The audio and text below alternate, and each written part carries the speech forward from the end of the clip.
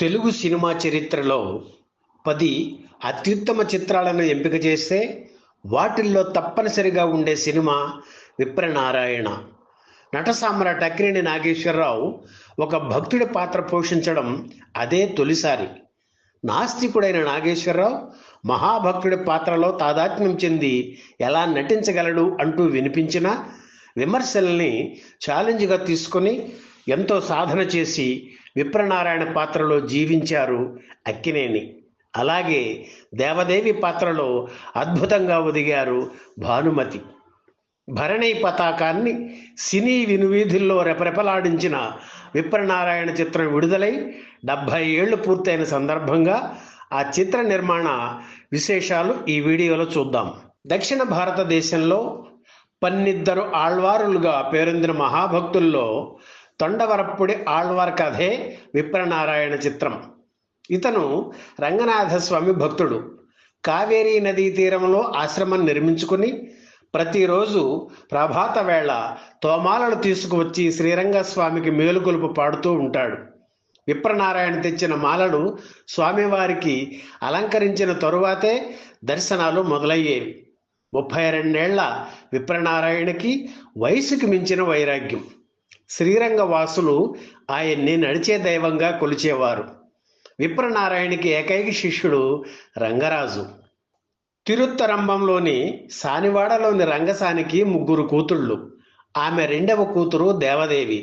మహాభక్తుడు బ్రహ్మచారి అయిన విప్రనారాయణ దేవదేవి వలపు వలకి చిక్కి ఎలా పతనం అయ్యాడనే ఇతివృత్తంతో విప్రనారాయణ చిత్రం రూపుదిద్దుకుంది.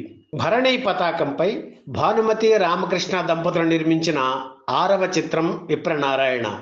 ఈ సినిమాలో టైటిల్ రోల్ ఎవరితో వేయించాలా అని చాలా ఆలోచించి చివరికి అక్కినేనిని ఎంపిక చేశారు రామకృష్ణ. ఎన్నో విమర్శలు వినిపించాయి, కానీ ఆయన లెక్క చేయలేదు. బిఎన్ రెడ్డి వంటి దర్శకుడు కూడా అక్కినేని ఆ పాత్రకి ఎలా పనికి వస్తాడని ప్రశ్నించడంతో అక్కినేనిలో సందేహం మొదలైంది.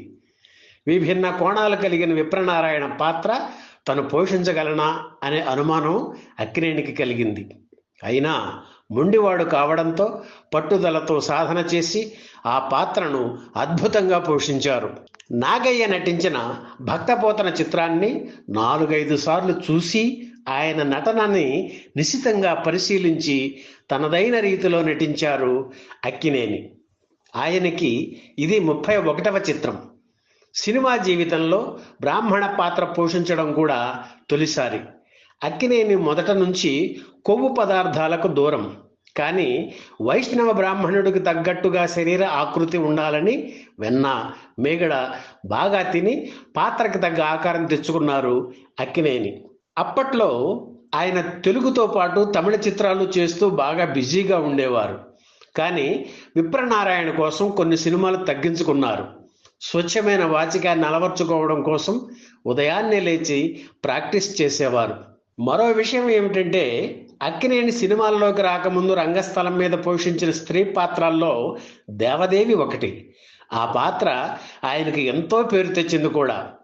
విప్రనారాయణ పాత్ర సినీ కొత్త, అందుకే అంత సాధన చేశారు. ఘంటసాల గళంతో ముడిపడిన అక్కినేని అభినయానికి విప్రనారాయణలో ఏఎం రాజా స్వరాన్ని జత చేయడం ఒక సాహసమే. ఈ సినిమా కంటే భరణి సంస్థ నిర్మించిన చక్రపాణిలో కూడా అక్కినేనికి ఏఎం రాజా పాడారు. కానీ ఆ సినిమా వేరు, పాటలు వేరు. ఏఎం రాజా అద్భుతంగా పాడినప్పటికీ ఇందులోని పాటలు ఘంటసాల పాడి ఉంటే ఆ అనుభూతే వేరని అనుకోని వారు లేరు. సాలూరి రాజేశ్వరరావు సంగీత దర్శకత్వం వహించిన ఈ చిత్రంలో తన పాటలు తనే పాడుకున్నారు భానుమతి. అలాగే చాలా రోజుల తర్వాత రేలంగి ఈ సినిమాలో ఒక పాట పాడడం విశేషం. చిత్రంలో వేశ్యమాత పాత్రను ఋష్యేంద్రమణి పోషించారు. పెద్ద కూతురు మధురవాణిగా నటి జయలలిత తల్లి సంధ్య నటించారు. ఆవిడకి ఇదే తొలి తెలుగు చిత్రం. కన్నడ చిత్రాల్లో ఆవిడ ప్రతిభ గమనించి అవకాశం ఇచ్చారు భానుమతి. ఇక రాజుగా వల్లభజస్సుల శివరాం, పూజారుల్లో ఒకరిగా అల్లు రామలింగయ్య నటించారు. 1954 డిసెంబర్ 10న విప్రనారాయణ చిత్రం విడుదలయ్యింది. క్లాసిక్గా పేరు తెచ్చుకుంది, కానీ కమర్షియల్ హిట్ కాలేదు.